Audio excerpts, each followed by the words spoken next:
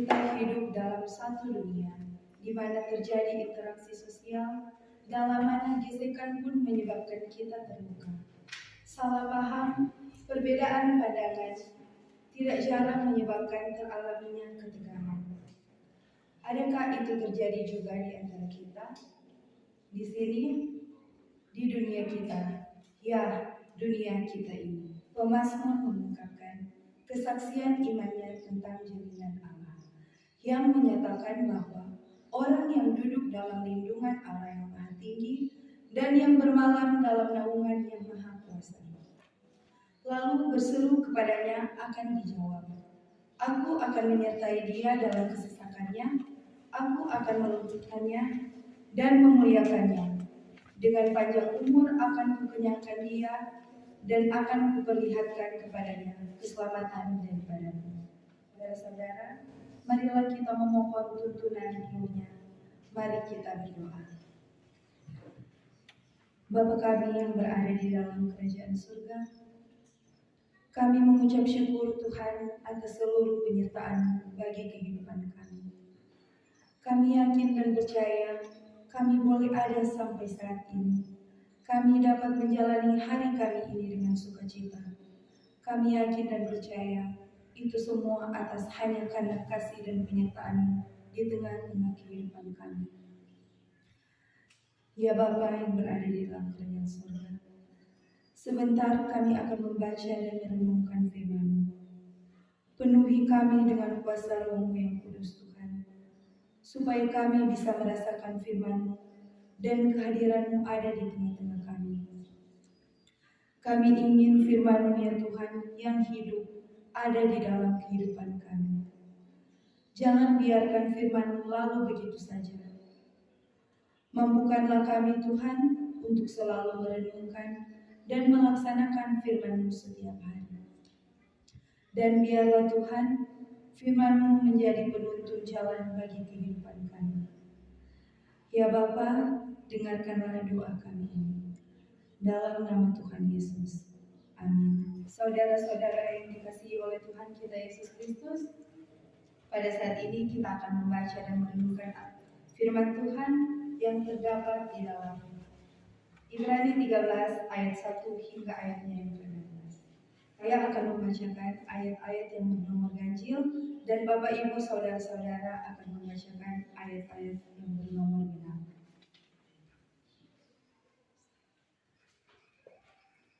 Nasihat dan doa selamat. Peliharalah kasih persaudaraan. Janganlah lupa memberi Tuhan kepada orang, sebab yang berbuat demikian beberapa orang yang Ingatlah akan orang-orang hukuman, karena kamu sendiri juga adalah orang-orang hukuman. Dan ingatlah akan orang-orang yang diperlakukan sewenang-wenang, karena kamu sendiri juga masih hidup di dunia ini.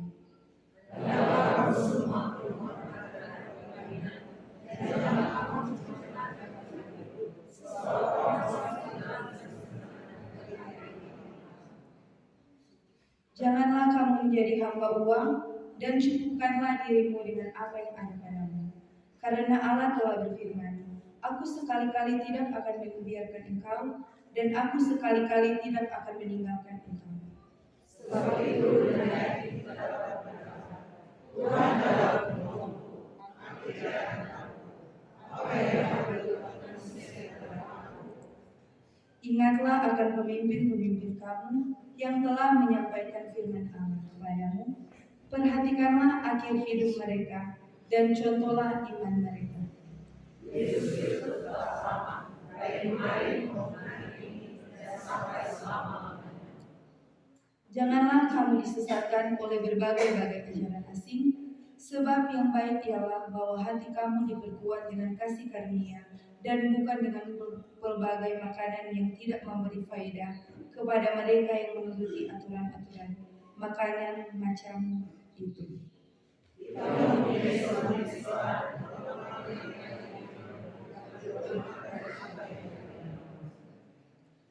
Karena tubuh binatang-binatang yang darahnya dibawa masuk ke tempat kudus oleh imam besar sebagai korban penghapus dosa dibakar di luar perkemahan.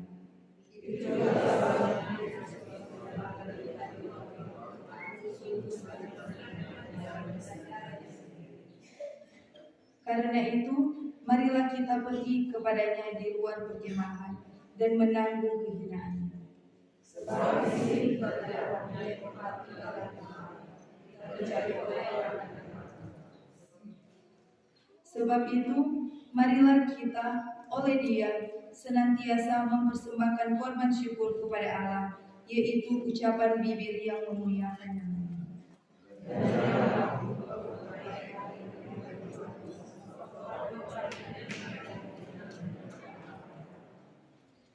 Demikian jauh firman Tuhan.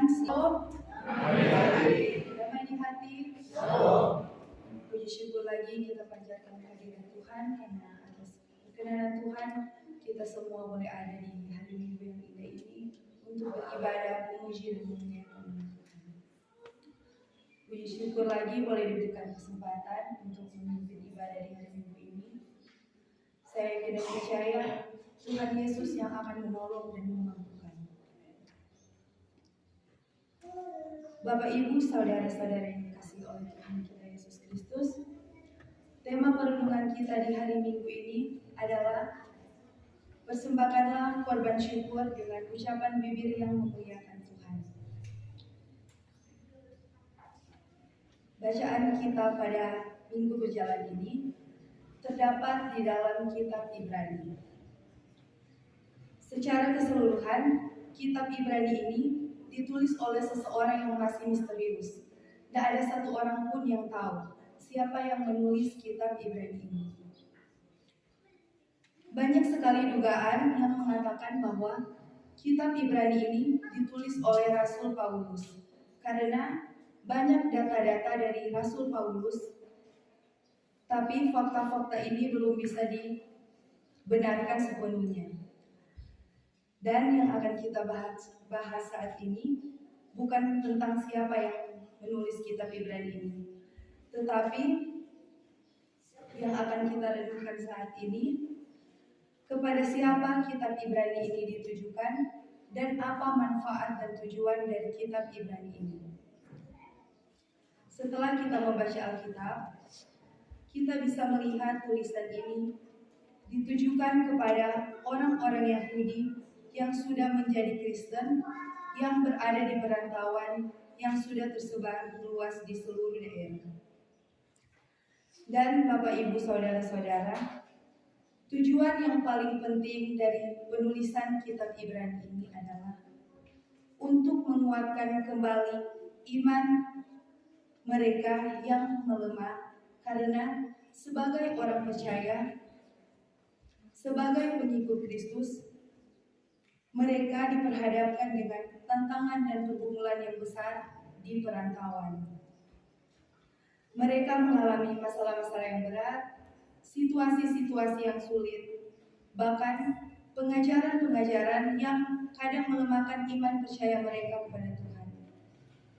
Sehingga banyak orang-orang yang ada di perantauan, mereka meninggalkan Tuhan Yesus, karena menurut mereka mengikut Kristus itu banyak sekali tantangan dan pergumulan yang mereka hadapi.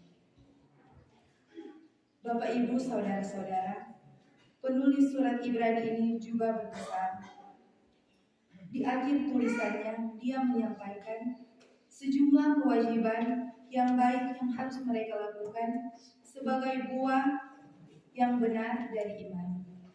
Yaitu intinya, sebagai orang yang percaya harus nampak dalam cara hidupnya.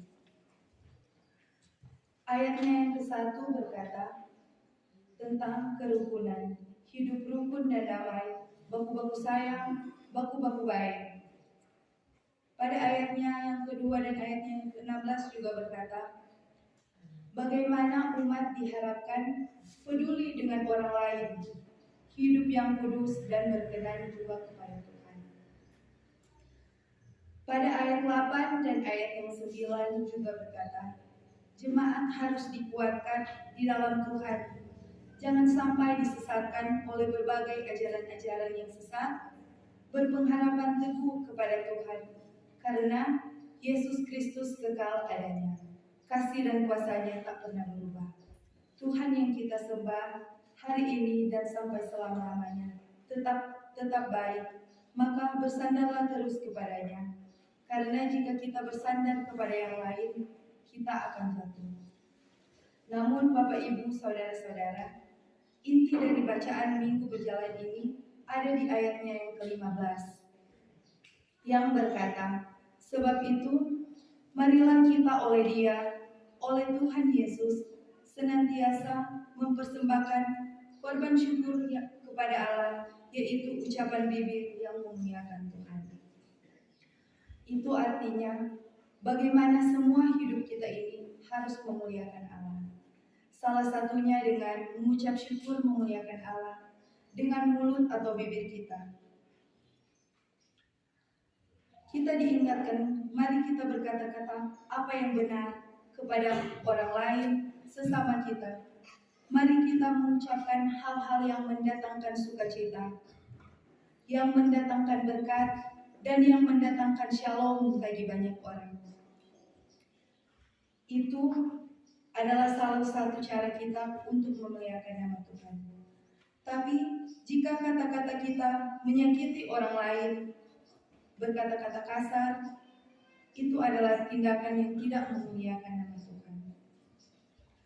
Bapak Ibu Saudara-saudara yang dikasihi Tuhan, kita melihat bersama uraian-uraian di atas, dan di sini kita melihat naskah teologi dari bacaan kita hari ini adalah inti dari semua yang kita lakukan, inti dari semua peribadatan kita, bentuk penyembahan kita kepada Tuhan, inti dari semuanya itu adalah untuk memuliakan nama Tuhan. Dari sini kita dapat bisa melihat berbagai macam implikasi yang ada.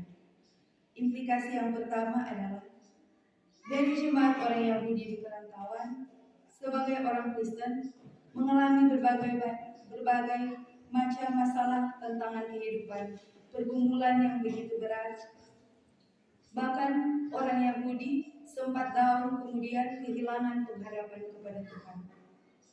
Tetapi penulis dari kitab Ibrani ini menguatkan mereka, tetaplah berserah kepada Tuhan dan berpengharapan kepada Tuhan.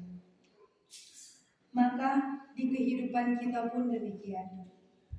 Dalam kehidupan kita sebagai orang percaya, sebagai pengikut Kristus di masa sekarang ini, tak bisa dipungkiri orang banyak diperhadapkan dengan tantangan yang berat di dalam pelayanan, di dalam pekerjaan, di dalam keluarga. Yang pasti dalam kita menjalani kehidupan kita ini banyak sekali tantangan dan pergumulan yang kadang membuat iman kita lemah, membuat iman percaya kita lemah kepada Tuhan. Kadangkala orang berkata begini, so rajin-rajin di gereja, so rajin-rajin beribadah, so rajin-rajin berdoa, memberi persembahan, bahkan melakukan yang berkenan di hadapan Tuhan. Tapi seolah-olah persoalan tidak pernah berhenti dan tiada habisnya di dalam kehidupan kita. Kadang iman kita melemah, orang goyah, kadang pun orang bilang begini ke Tuhan, percuma Tuhan orang masuk gereja, percuma orang rajin-rajin beribadah, tapi masalah dan pergumulan tetap ada. Namun daripada itu Bapak Ibu Saudara-saudara, dari sini kita melihat realitas kita sebagai orang percaya, sebagai orang pengikut Kristus. Bukan berarti ketika kita menjadi seorang pengikut Kristus sebagai orang percaya, kita tidak akan diperhadapkan dengan tantangan dan pergumulan. Tapi justru ketika kita semakin percaya Tuhan Yesus, semakin kita percaya kepadanya, semakin banyak tantangan dan pergumulan yang akan kita hadapi. Namun satu hal yang pasti, berjalan bersama Yesus, kita akan dimampukan untuk melewati berbagai tantangan yang ada. Dari sini kita melihat persoalan boleh ada, masalah boleh banyak, tantangan boleh besar, tapi kita percaya Tuhan kita Yesus Kristus yang boleh menebus kita di kayu salib lebih besar dari setiap masalah-masalah kita yang ada. Maka ketika kita berjalan bersama Tuhan, kita senantiasa dimampukan oleh Tuhan untuk melewati berbagai tantangan dan proses hidup yang memurnikan iman percaya kita kepada Tuhan. Dan yang kedua, Bapak Ibu Saudara-saudara, berdasarkan tema perenungan kita di sepanjang minggu berjalan ini, yang menjadi catatan penting yang berada di ayatnya yang ke-15 adalah hidup kita ini memuliakan Tuhan lewat ucapan bibir yang memuliakan Tuhan. Jadi apa yang kita persembahkan dalam kehidupan kita, persembahan-persembahan kita, ucapan syukur kita, persepuluhan kita, dan lain sebagainya, bukan berarti itu tidak penting, tapi itu semua semakin dilengkapi jika diri kita sendiri memuliakan nama Tuhan. Apa artinya persembahan-persembahan kita banyak? Kita rajin di dalam pelayanan, seperti orang-orang Yahudi yang mempersembahkan ternak dan persembahan-persembahan istimewa lainnya.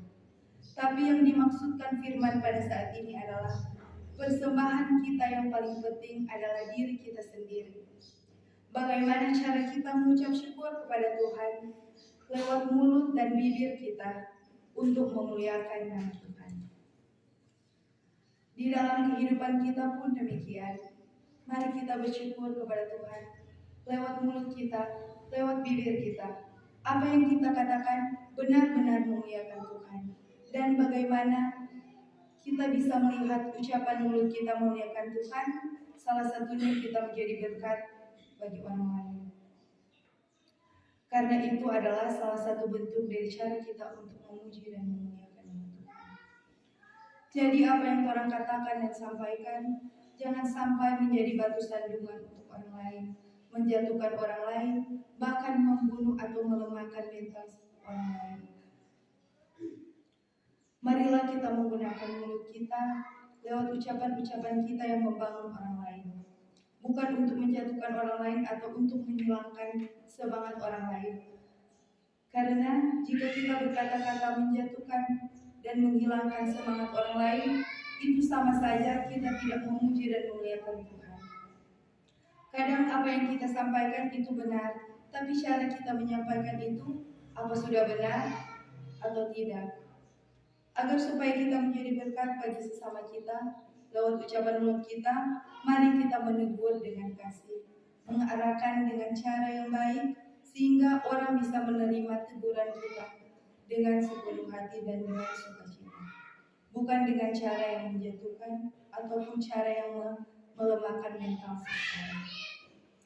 Saat ini Bapak Ibu Saudara-saudara, firman Tuhan mengajak kita, marilah kita memuliakan Tuhan dengan kata-kata yang manis, kata-kata yang enak didengar, bukan kata-kata dusta dan kata-kata hoaks, tapi kata-kata yang berfaedah. Kata-kata yang di dalamnya berkat Tuhan yang semakin dipuji dan dimuliakan dan semakin berguna bagi sesama kita. Amin. Diundang kita semua bangkit berdiri. Kita menyanyi bersama-sama, hidup ini adalah kesempatan. Hidup ini adalah kesempatan. Hidup ini untuk melayani Tuhan. Jangan sia-siakan waktu yang Tuhan beri. Hidup ini harus jadi berkat. Oh Tuhan, pakailah hidup selagi aku masih kuat. Bila saatnya nanti ku tak berdaya lagi, hidup ini sudah jadi berkat.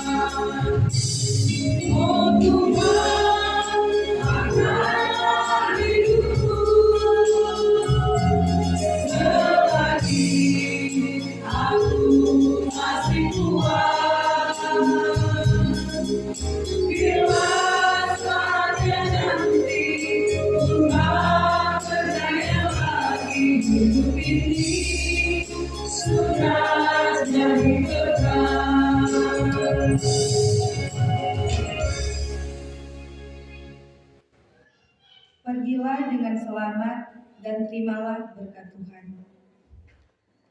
Pergilah dengan sejahtera umat Tuhan, pergilah dengan damai menurut kasih Tuhan.